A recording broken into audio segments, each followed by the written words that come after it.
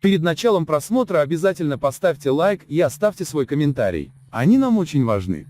С нового года заработная плата, пенсии, государственные пособия и стипендии студентов повысятся на 10%. Указ о повышении подписан президентом Гурбангулы Бердымухамедовым на заседании правительства, посвященном итогам 9 месяцев этого года. Согласно указу, с 1 января 2021 года будут повышены на 10% размеры месячной зарплаты работников учреждений, хозрасчетных предприятий и общественных объединений бюджетной сферы, а также пенсии, пособия и стипендии. Документ устанавливает минимальный размер пенсии участников ВОВ в размере 1557 манатов в месяц, а минимальный размер пенсий солдатских вдов и тружеников тыла в размере 457 манатов в месяц.